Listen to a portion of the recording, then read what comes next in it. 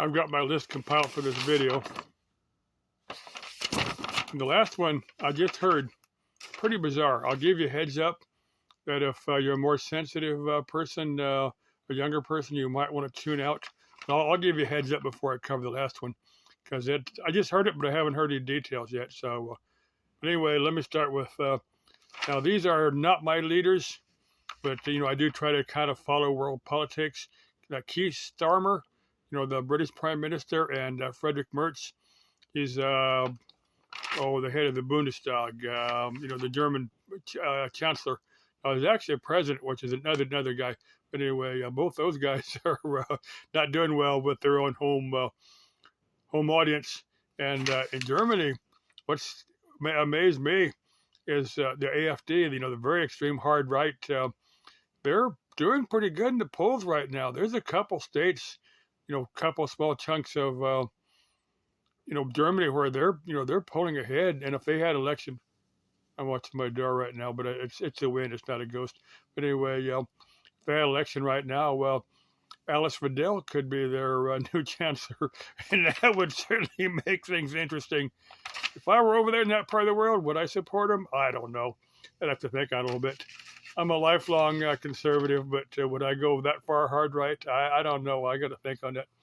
Okay, my list here, got the 51st state. I've covered this a couple times. Now, if we come up with a 51st state, what would it be? If Trump wants to annex Greenland, Venezuela, let's see, what's some other candidates? Maybe Alberta, Canada. Maybe Alberta, Canada has expressed a desire to leave Canada. Would they want to become a country of their own? Are they big enough? Would they want to ally with the U.S.? I don't know. I'm just curious. Maybe Cuba wants to be the 51st state because let me delve into Cuba because I didn't put that on my list, but I do need to comment on that. Now, Raul Castro. Now, heard this afternoon that they've indicted him for 4 counts of murder. The guy's like 94 years old. Are we going to, by we, I mean United States, are we going to send troops into Cuba to arrest and put on trial a 94-year-old guy that's really out of politics, not been in politics for many years? Are we going to try to do a regime change in Cuba? Do we want to? I think, this is my personal opinion, it's just 90 miles off the shore. If we kind of slowly reduce the sanctions on Cuba, if we open up Cuba to trade and investment and tourism and all that, Cuba would kind of sort themselves out. We don't need to send troops into Cuba to arrest a 94-year-old guy that's, how much longer is he got to be breathing air? Is he worth going in there, sending troops in there? Or we just let him kind of end his own life on his own terms? I don't know, but my belief that if we just open up Cuba to, if Cuba's got to eventually turn into a capitalist country like they were before Fidel Castro took over, I don't know, late 50s somewhere. That's my opinion. That's my belief. I just kind of like to see that Cuba be a good place for, both for their own people and for the United States.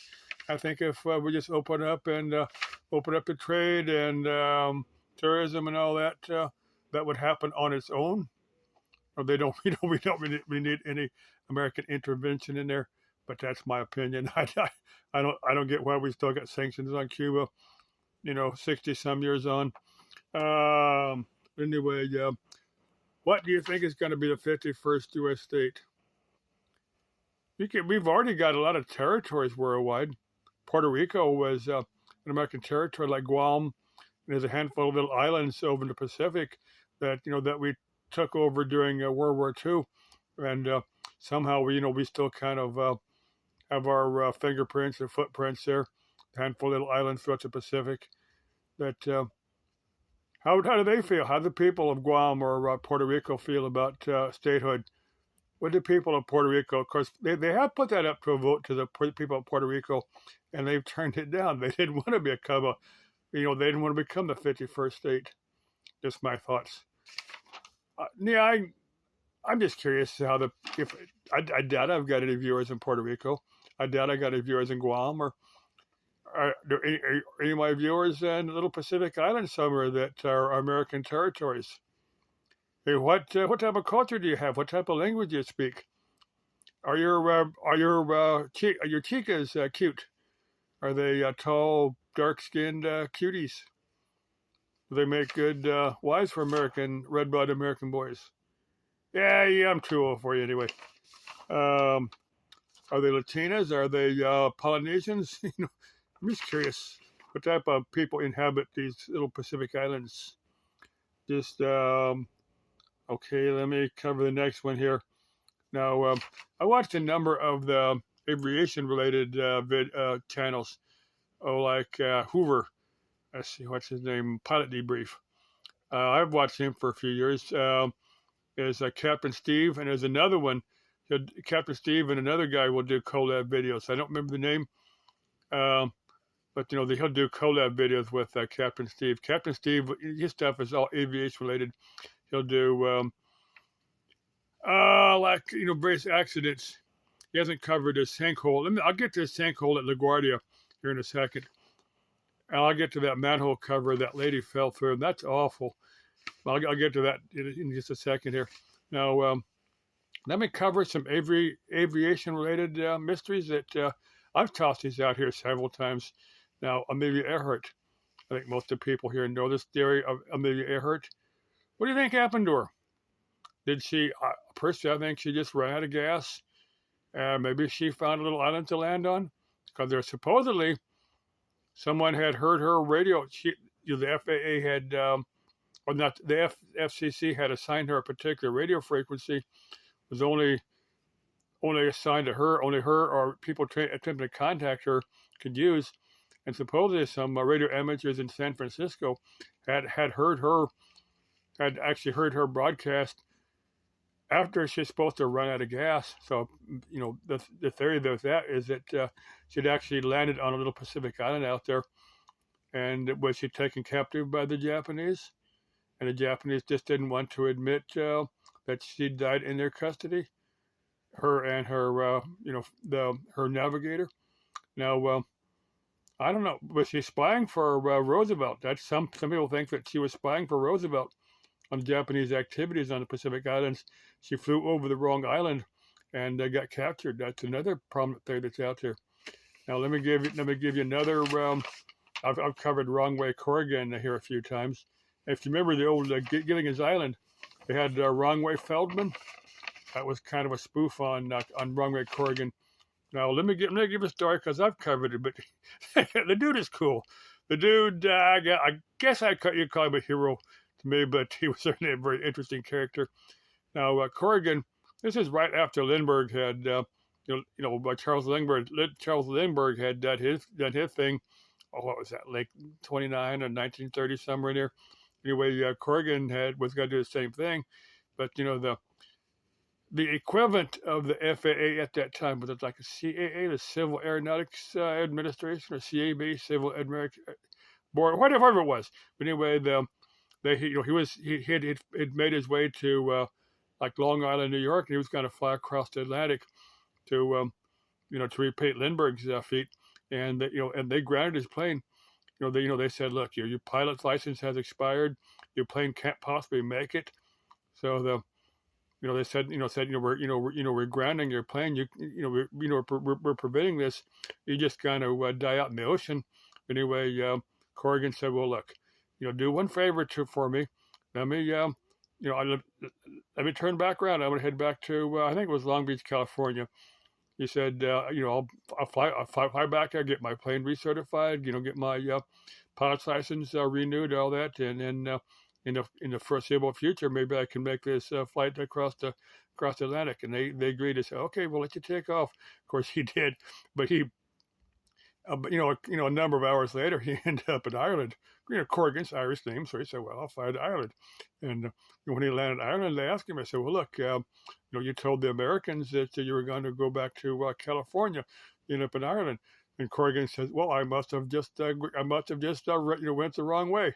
Of course, that was a bit of CYA there. Well, the guy was no dummy. You don't make that type of flight unless you know exactly what you're doing.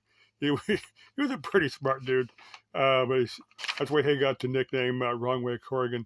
I just asked if Captain Steve would comment on Wrong Way Corrigan. And the last one is a spin deck message. Now, it's out there. You can find this. This is back in the early 1950s. This was a commercial flight from, I'll get to one more that they can comment on if they want. But the spin deck message, there's going to be a few people here that know what I'm talking about. Now, this was a 4-engine piston aircraft, passenger carrying aircraft. It was flying over the Andes. And, they asked, this had a radio. This is all in Morse code. There was a radio, the radio man was, had a telegraph key. Anyway, they'd ask him, certain aspect of the flight, and he says that about spin deck, SPENDEK. No one can figure it out. Of course, most of the crew was in Spanish because this was in South America. But anyway, they'd ask him the same question again, and he repeated spin deck. To this day, no one knows what spin deck means because it doesn't mean anything in English or Spanish or any known aircraft code or anything like that. But they eventually found, the plane had crashed into the top of the Andes. The pilot had miscalculated the height of the Andes, crashed, and I guess everybody had died.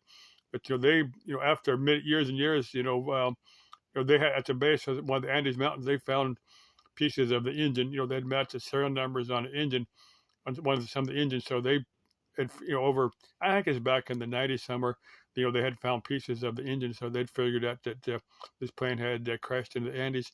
But to this day, no one has any idea what spin deck is supposed to mean. That's out there. You can find it. Now, what's that one? It was a China flight. It's been about 15 years ago. I'm trying to think of the number. I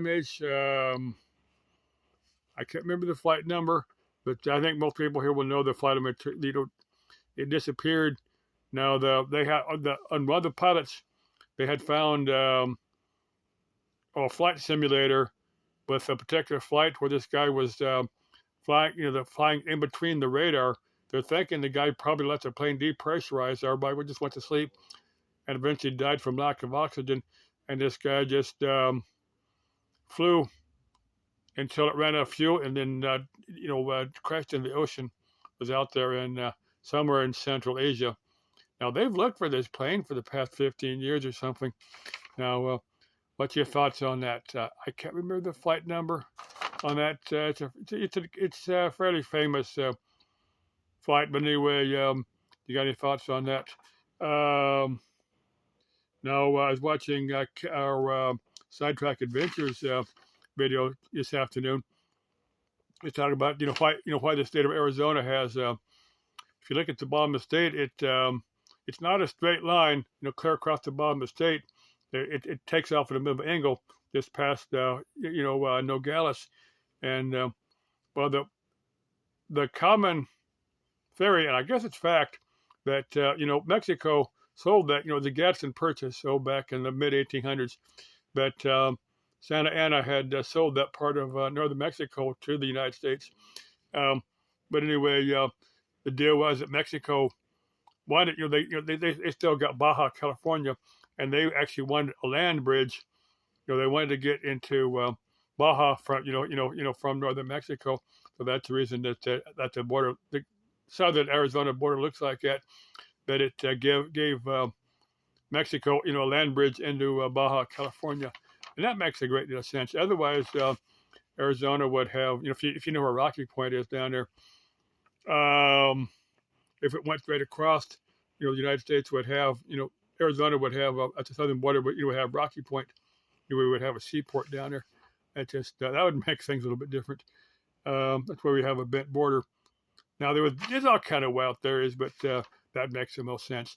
No, I'm gonna give a heads up to any of my more sensitive viewers, any of my viewers that don't like to hear creepy, weird stuff. Now I just heard this on the news. I haven't heard any more details, but they had caught a guy breaking into Maricopa County medical examiner's office. They showed where a window had been knocked out, and they said again, this is weird, this is creepy, and if you're turned off by stuff like that, hey, go watch something else. But they had caught this guy having sex with dead bodies, and that is just so freaking weird. I don't get why anybody would get off on stuff like that, but there are people that do that. Okay, I warned you. I warned you. Let's keep life interesting, and that I would say that does keep life spooky if that is your weirdness.